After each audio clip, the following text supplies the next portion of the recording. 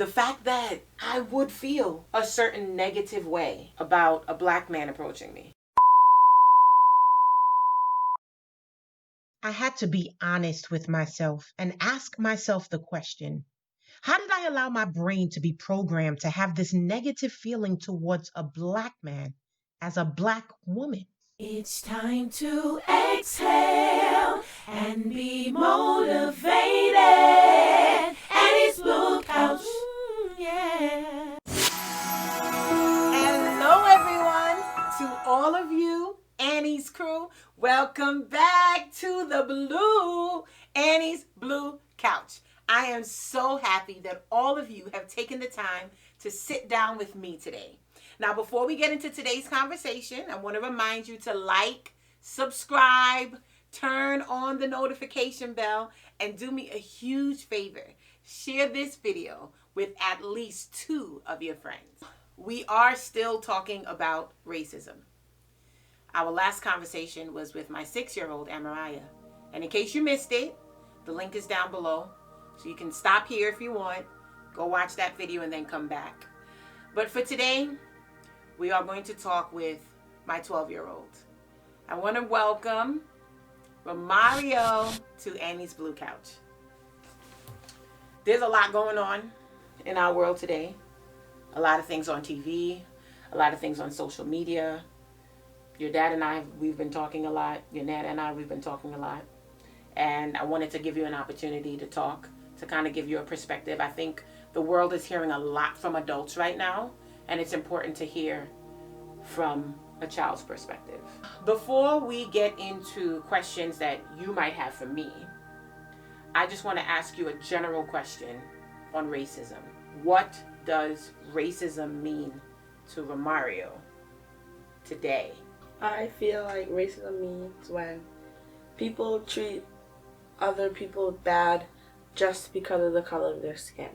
And do you have any particular feeling towards that? Is there anything that you're nervous about, fearful about, or just like wondering why about racism? I wonder why, like, it's the thing. I don't get it because it doesn't really matter what you look like. I don't really get why it's a thing. I think that's a powerful statement. Why is it a thing? Why is racism a thing? So what kind of questions do you have for me? So what's your view on racism? My view on racism is changing every single day. I didn't realize how much racism actually does impact me. I didn't realize the state that our country was in because I haven't personally experienced that kind of direct abuse because I'm black. I haven't really experienced that. And I'm realizing that the racism in our country is so deeply rooted. Some of the things that I'm finding out about myself, some of the things that I'm realizing about myself is part of the problem. As simple as if it's late at night and a white man approaches me versus a black man approaching me. The fact that I would feel a certain negative way about a black man approaching me. And I had to be honest with myself and ask myself the question, why is that even a thing? Like, how did I allow my brain to be programmed to have this negative feeling towards a black man as opposed to a white man? So I'm realizing that racism is so deep rooted. It's inside, and it's not only white people, but for us as black people, we have to be super intentional about not perpetuating those negative judgments against each other. And we have to, like, I'm realizing I have to open up my brain, open up my eyes, open up my heart, and be honest with what's happening so that I can be a part of the solution. You understand what I'm saying? I don't know how we like talking about racism in America. I just want to know, like, is racism in like other places in the world? Absolutely. It's definitely something that's around the entire world, and we have to start becoming super intentional about fixing it. Okay. What should I do if I experience like direct racism? It kind of depends on the situation. So you can experience it with a peer, and you can experience it from an adult. When you experience it with a peer, you want to get an adult involved. And hopefully the adult that you get involved will respond fairly and appropriately in the situation.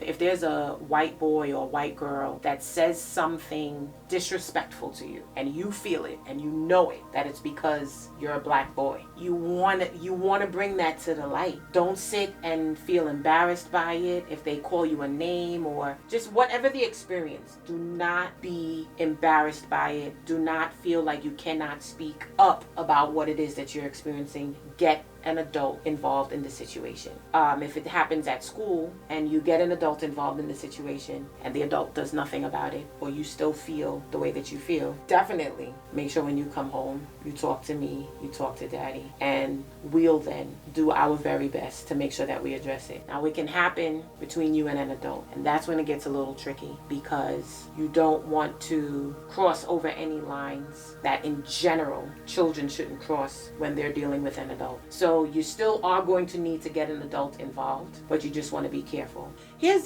the other thing. I don't want you to feel afraid, like you can't tell an adult it's not okay to speak to me like that. If an adult says something, speak up. Say it's not okay to talk to me like that. It's not okay to address me like that. It's not okay to call me that thing. And if it persists, then you may just want to just stand down because you don't want a situation where an adult uses their power, their strength, their size, their skin color, and does something to hurt you. And in that situation, you still also want to make sure you come home and you tell me and you tell daddy about it. Okay. Have you ever experienced racism? Mm-mm. Okay. Is it okay if I were to call a person racist? Like if they said a negative comment to me of my skin color, would it be okay if I called them racist? It's important to address the behavior and not necessarily the person. So if someone's behavior is ugly, you don't call them ugly. You call the behavior ugly. So if someone speaks to you and you feel that the statements that they're making are racist, you can absolutely say, that's a racist comment and you should not talk like that. You shouldn't say that to me. But I wouldn't go as far as to say, you're a racist, because that's kind of, I don't know, I think that's aggressive. What do you think? You feel like you should be able to say you're a racist? I really don't know, because it might be disrespectful to some people. So it would be like be in the moment to say, like, I can't say what I would say right now. Just in the moment, like what's going on around me and everything.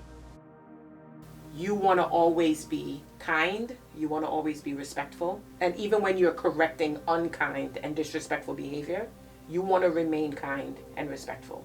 Don't join a bandwagon of now abusing someone in return for their abuse to you. Try to address just the thing and not really calling them a name. Do you think the riots and all the stuff going on are an okay response? Or like an understandable response? Okay, so that's two questions. Is it okay?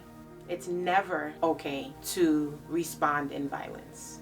It's never okay when something bad happens to you that you retaliate with equal or worse bad to that person. Is it understandable?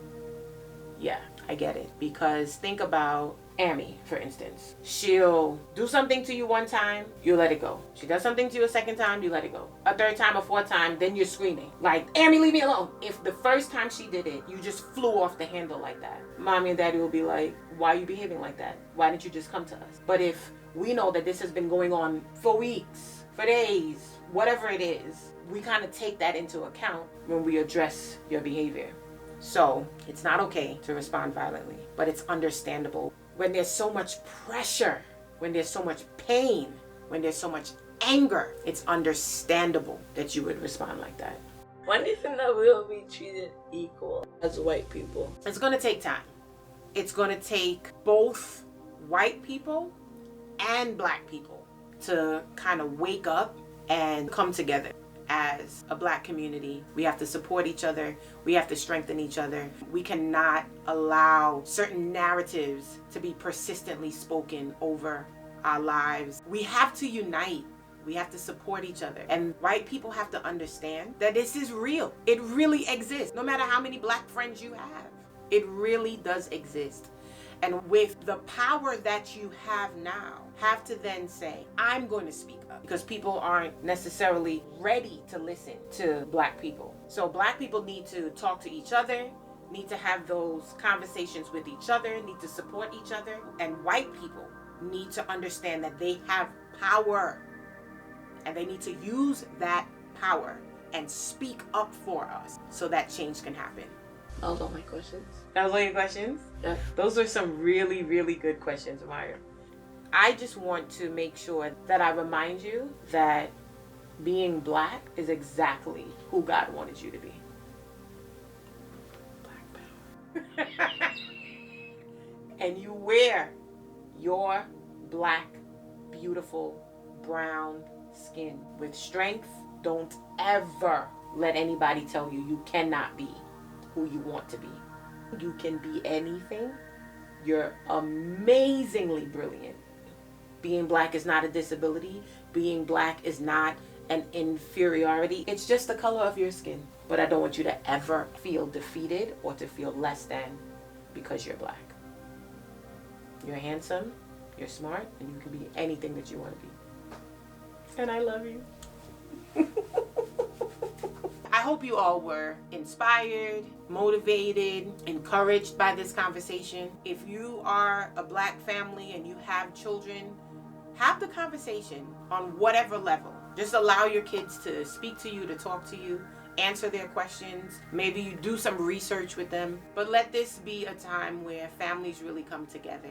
And for those families that are not Black, we're looking to you to help to open the doors for us. We're looking to you to help break down some of the walls, break down some of those barriers. We all need each other. So until next time, go ahead. Until next time. You are special, you are beautiful. Oh yeah. Until next time, you are beautiful. You are special. Your smile is amazing. And don't let anyone or anything ever make you feel less than who and what God has designed you to be. And it's true, you are fearfully and wonderfully made. Bye for now. Yes, Ro! Annie's Blue Couch.